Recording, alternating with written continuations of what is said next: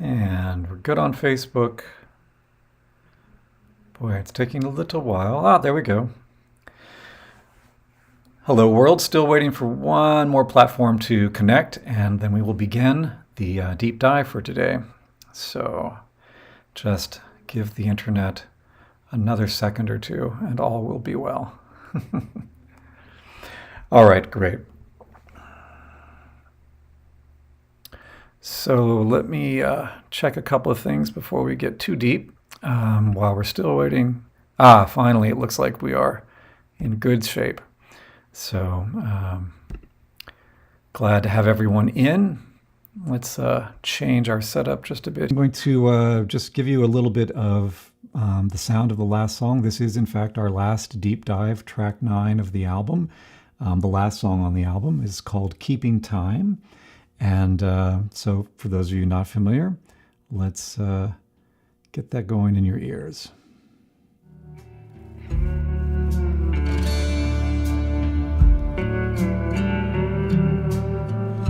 Sounds of in my mind and ringing in my ears.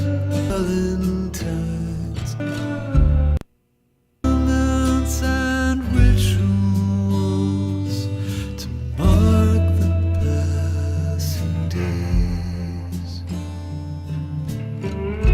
Change the strings on the song machine till the songs take wing and fly. All right. So that's a little hint of Keeping Time. It's basically a fairly straight ahead, in terms of this album, fairly straight ahead production. Bass, drums, acoustic guitar, me, and Thomas Giuliano on electric guitar, and Jacob Heiser playing solo violin. So it's deceptively perhaps simple, but it also carries, I think, some atmosphere, and that's maybe where the production elements come into play here. The first thing, I'll go to is, again, as with almost all these tracks, I began with a click track and then my recording it. But what that meant is that I think the vocal I gave Ben was in fact the vocal. So my acoustic guitar, my vocal. It's a pretty basic approach to things. Although now the version, let's see.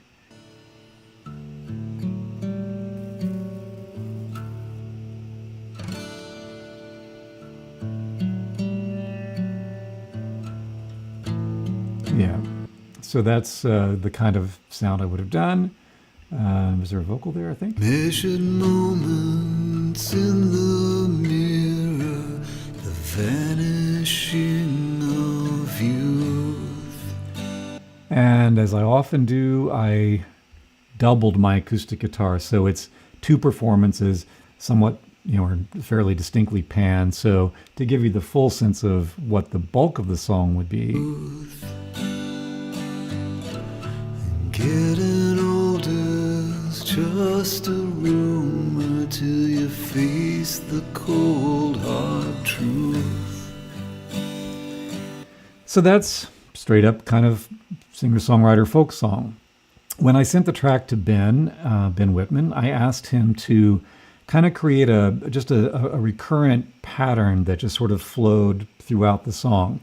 Kind of referencing a little bit, there's a track that I really love on a Bill Frisell album, Bill Frisell and Ry Cooder duetting on a song, Shenandoah, the folk song, and Jim Keltner, the great session drummer, is kind of in the background, and he's doing sort of a floppy tom-oriented version of a drum kit. So no snare, no big crash cymbals, nothing like that. And I asked Ben to kind of check that track out and go for it. And let's just go back and hear what Ben decided to come up with. So I'm going to solo up the drum tracks. The way I have this mixed for drums maybe is actually even worth a little look before we listen, which is that if you recall some of the other deep dives, I've often gone into Ben's drum performance and isolated the toms, rack toms and floor toms, just found wherever he would hit one, I would open that up and then roll it off, and then leave silent so that you didn't hear the leakage of the rest of the drum kit in those tom mics. But in a song like this, the sort of atmosphere of this whole drum kit, maybe not with totally focused, precise, clear drum hits, is one thing. And the other thing is he's rolling across the toms all the way through the song. So that's a lot of work for me to cut out a whole lot of nothing else that's actually there. So I didn't do any of that. I just, as you can see here, let the drum tracks be. And when I listen to this in solo mode, I'm struck by how Ben creates sort of a pattern. And then he's still listening to the song, to the vocal. And during the verses, he leaves out one of the hits during the first two lines so that there's not leaving a little extra space for the vocal, basically. If we roll in from the very beginning, if you know the song, you might be able to imagine where the vocal will be, but I'll tell you where the vocal would come in otherwise. But here's the intro of the song, just the drums soloed.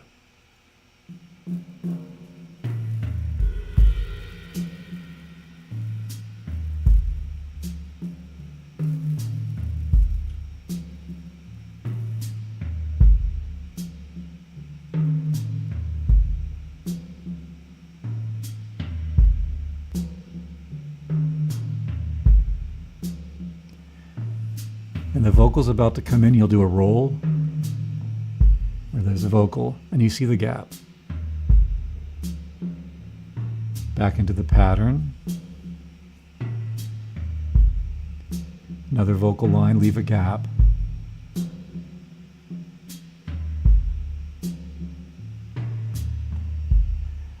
And on and on and on.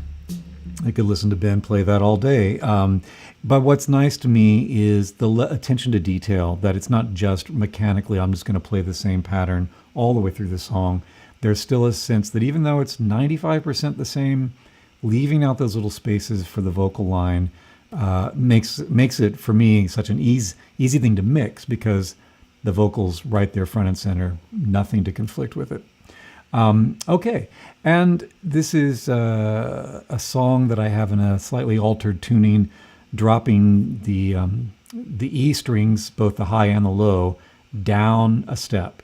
So it's not exactly drop D, because the inner strings are the same as a standard guitar tuning, but it also afforded Greg Porter on bass the option to also drop D to lower down to his lower D, and he did that, so we get a nice low foundation in tandem with the drums. It sounds like this.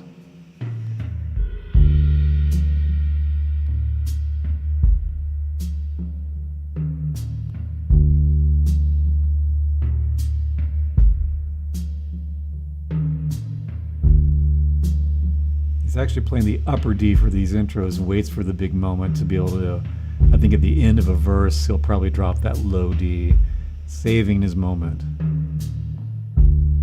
Yeah. It's so simple. But I've often found that when playing, with maybe less seasoned musicians, that simple can be incredibly hard. And the answer is, nope, you just need to play the D. You don't need to do dollar prize. It's not nearly as easy as it might sound. And as Greg and Ben and I have been friends for decades and decades and decades and decades, we know where our pocket at least lies. And for me, it's in this track very clearly. Then if we just put that in with my vocal and my guitar, or my doubled guitars as it were, you would still get It Works, as is. In my mind and ringing in my ears, hymns of faded valentines and litanies of tears. Thousand days change the strings on the song machine till the songs take wing and fly away. All right, so yes, that's a song. And in the totally stripped down version of my life, that might be a very nice performance. But I now am very much missing the sense, a lot of back and forth. There's a foundation for my vocal, but no response to my vocal. And that's where Thomas Giuliano comes in. I would like to undo that unsoloing, but let's just go back to the top and hear what a difference it is to have Thomas's slide guitar part finding and setting the tone around which Ben's atmosphere comes in.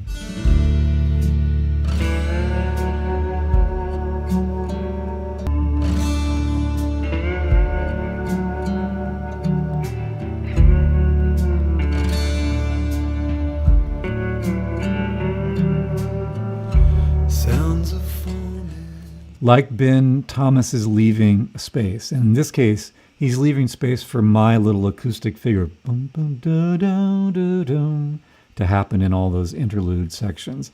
He sustains across it, but he lets me play. And then beautifully, he does that 3 times. On the 4th time, he plays a harmony line to it. So it's not just a block printed yes, yes, no, but instead do it and then play with. So answer, play with, leave space, all things are possible. And then he comments throughout this verse on the vocal. In my mind and ringing in my ears, hymns of faded valentines and litanies of tears, sacraments and rituals to mark the passing days. Change the strings on the song machine till the songs take wing. All right. I will highlight one little moment here. And that is something that when Thomas came in to record, Thomas is an amazing guitar player. And what he's particularly amazing at is being completely in the moment. So if you want someone to come in and play the exact 3 notes that you've dictated over the phone and never change them and play them that way from the first gig to your last, Thomas is not the guitar player to contact, because Thomas will respond to whatever's changed in the environment. There's a different audience. There's a different light going on. There was a different, cymbal splash from the drummer. Always in the moment. And so he basically put down, I think, 1, maybe 2 passes at just playing this down. And one of those passes included a moment that we kind of started laughing at while he was playing and then stopped laughing. And here's that moment. Let me solo it up.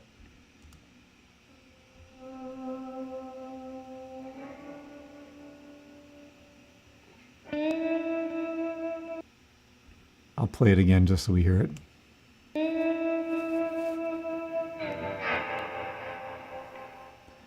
So theoretically, there was just something about it that I think he quietly hoped I might say, you know what, I think I might use it. And I did say that, and then he smiled very happily. It's great. I like it too. I don't know what's going on, but maybe it works. So I get a little smile every time I hear this song, just for deciding to keep a moment that might, in another headspace, have been deemed a problem and something that could easily have been fixed, but in fact didn't need to be fixed at all.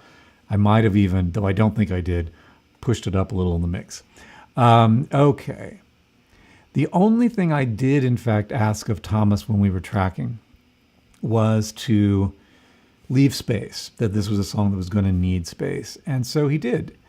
And we get to, then it turned out, well, let's just listen here. And take the motel phone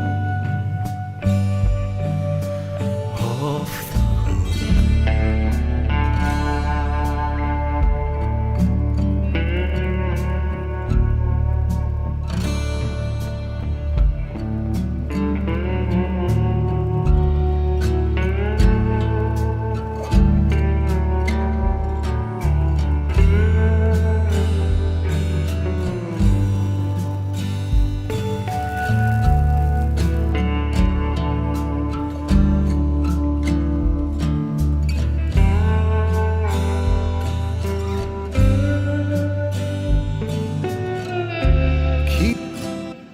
Well, that's what I asked Thomas to do. I wanted him to leave space for my guitar to play the vocal melody and call that basically a solo section. I felt like maybe too much space. Maybe we had already established the atmosphere. Maybe the vocal melody was already known and was missing. And so one of the very last things recorded for the album, I called Jacob Heiser in to add a counter violin line credited throughout the album. He was on that string session, but he teaches with me at the University of Massachusetts Lowell, where he is, in fact, not only a fantastic, beautiful, brilliant violinist, but he's an even more brilliant pianist. So he is somebody oftentimes sitting little melody lines, and the tone was so beautiful, I knew he would know what to do. And he did.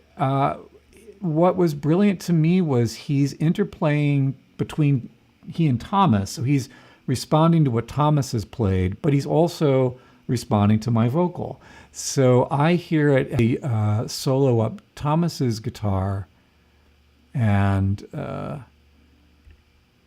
Jacob's violin, and I'll put my vocal in because I think that it helps to sort of know where we are in the form and to help say, yeah, listen to the way in which all three musicians are interacting, the two basically responding to me because I'm not responding to either of them. But here are me singing with Thomas and Jacob Heiser playing. Till the songs take wing and fly away.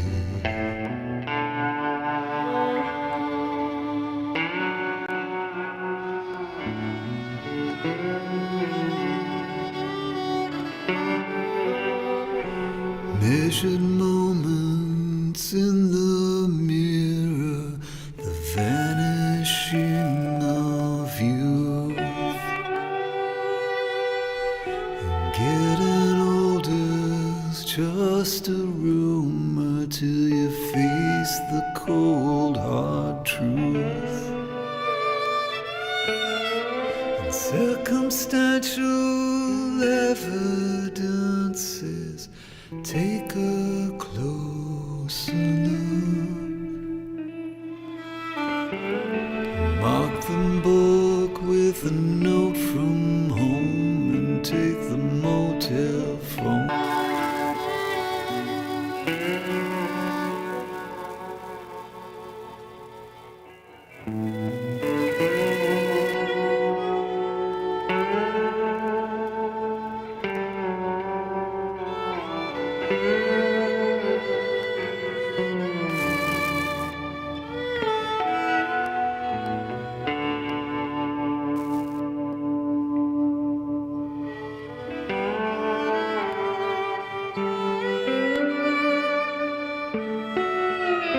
Keeping time with them ghosts and lovers lost along the way. Another poet in a beat up Ford with just a little more left to say. All right. So yeah, I could just listen to that for years too.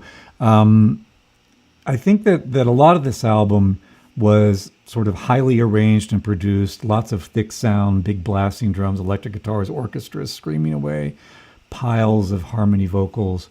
And I wanted some songs that had a little more intimacy, and I wanted some songs that might be a little more of that organic musical exchange. As with so much with this record, because of the pandemic and having to record so much more in isolation, that kind of interplay had to be constructed rather than just, create a space for the musicians all in one room and they play. I have no doubt that had I been able to get all six of us together in the room at the same time, or five of us together in the room at the same time, it would have been at least as brilliant, maybe even more so. But to everyone's credit, and I think in many ways to Jacob's credit, to be able to hear all this stuff coming at him through some headphones, no one's going to respond to him because he's the last in line. He has to play lines that sort of respond to what he's hearing and then hand off to the next player that's going to come back through his headphones. It's a kind of a form of composition. Just grateful and particularly impressed with his ability to do that on the fly with a one single melody line and sort of, in my mind, just take the song to several levels higher than it was before he arrived. Okay, so that's almost the whole song. But there are a couple of production touches that I thought I might highlight, and from small to large. So even as we're building this arrangement, and it does build. So we start with drums and then my guitar and bass, vocal, Thomas. And then when we got to the second verse, I wanted to create something adding a little something. And in fact, this is something I overdubbed quickly to give to Ben when he tracked. So he had, I think, a different version of this, probably a much looser version of this. But underneath the second verse is this guitar thing.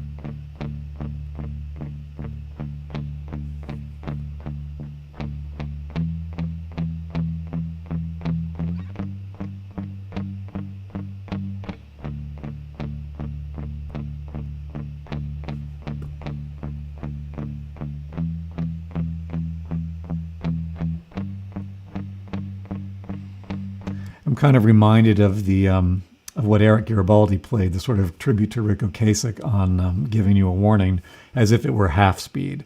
But the inspiration actually was Lindsey Buckingham and the way he layers some of the guitars very back in the mix on several Fleetwood Mac records, my favorite, of course, being Tusk. And I think there's a specific song, it's not coming to mind immediately, where he does exactly that, a kind of a muted root fifth pulse. And I've always been struck by how it's not essential to the song. You could certainly never, spend your somewhat listening to the song multiple times and not even notice it. But when I mute it, I feel the absence.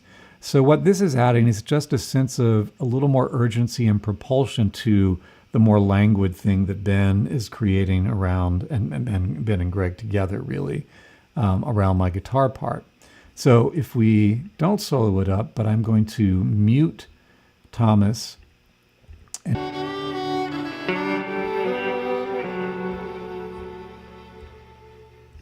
the mirror, the vanishing view.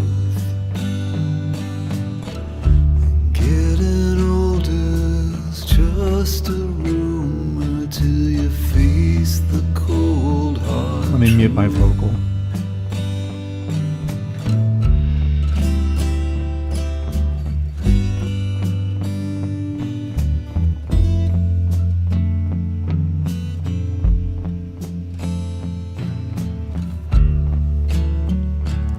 So again, nothing particularly important, but a little touch that I think adds something.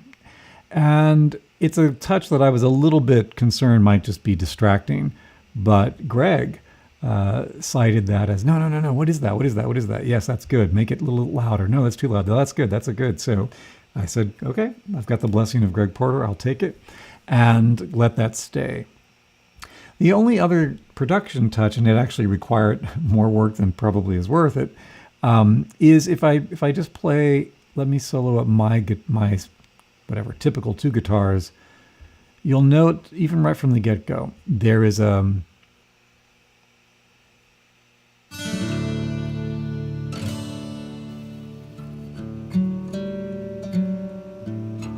here.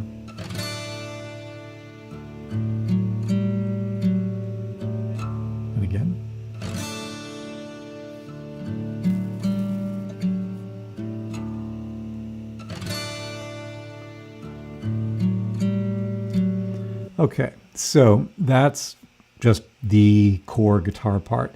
But the sweep across, I wanted to highlight that without calling too much attention to itself. And what I heard was maybe a very long reverb, but only on that one chord. So the solution to maybe just run my guitars, as you just heard, through a longer reverb, all of the guitar part would become very thick and murky and cloudy. I just wanted the one sweep to sort of register like a little ghost or something. So what did I do? Well, I recreated what I call here the trigger, because it's basically a guitar to trigger the reverb. If I do this probably, let me make sure that we don't also get the reverb that goes along with it. Okay, so without the reverb, just listening, every once in a while you'll get this.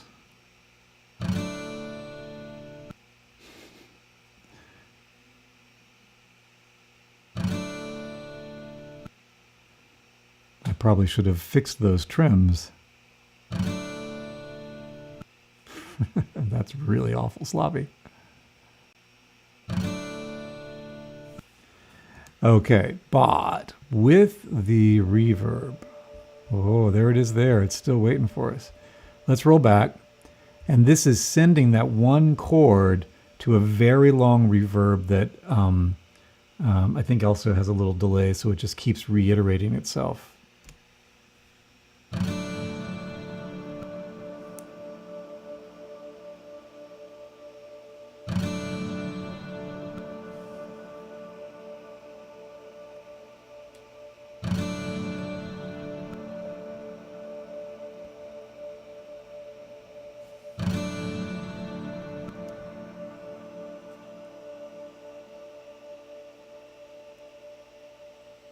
You can hear how long that reverb keeps going.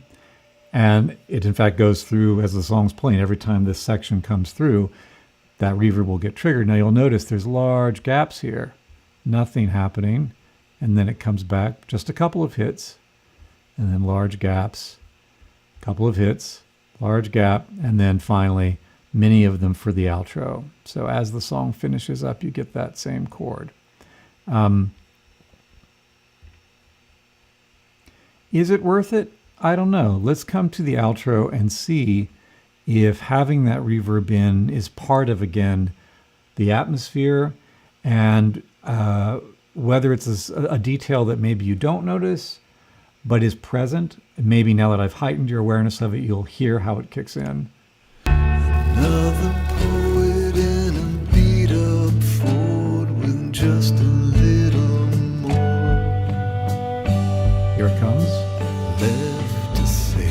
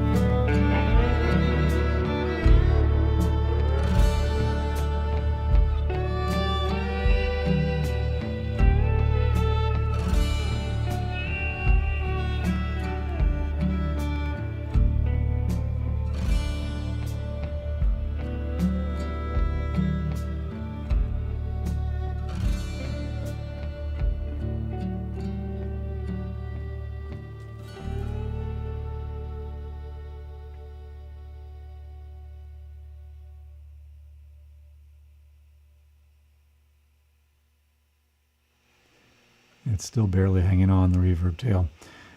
Yeah, I think it's subtle. It's almost so subtle as to be, is it present? In the surround mix, and by the way, there are surround 5.1 mixes of this available for download through Immersive Album Audio. And eventually, by the end of this year, the year 2022, I will have a Blu-ray with 5:1 mixes, both instrumental and vocal versions, videos, etc. So keep your eyes peeled for the Blu-ray. You can find it on the website. But in surround, that's the kind of detail that you can heighten a little bit more by letting the reverb in. In fact, what happens in the 5:1 mixes is the sweep begins in the front speakers and the reverb trail then moves from front to back. So you get a sense of movement in space around a little detail that's otherwise the song has moved on to other ideas, but that's still hovering. I think that's really basically all I have to say about this track.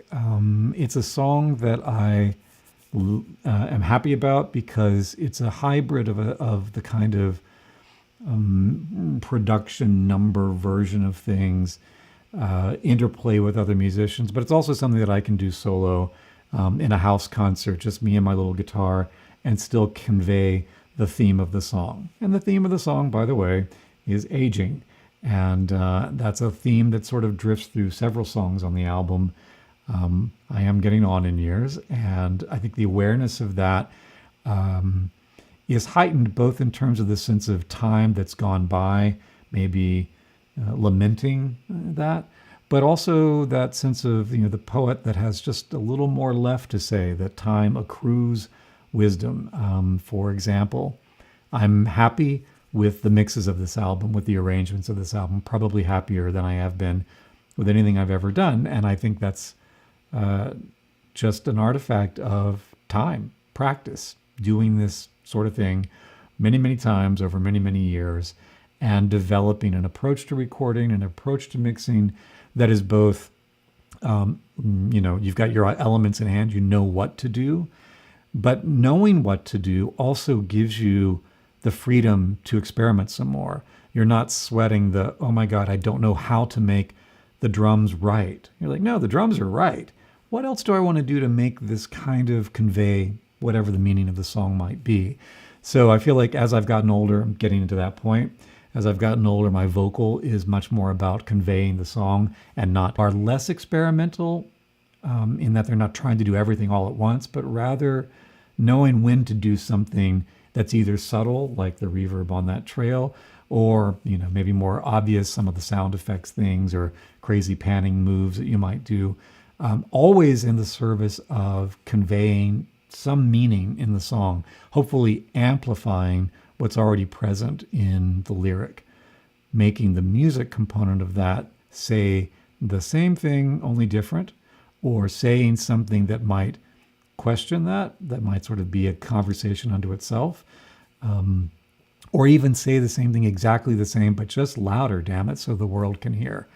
Anyway, I have been really happy to get to do these deep dives, and look forward to hopefully doing another album and doing another version of this when we do it. But for now, this comes to conclude. There are 9 songs on the album Currents. There are deep dives for each one. So you can always go back to, I believe on the YouTube channel, Everything is Housed and Lives Forever. So go back and check them out if you're curious.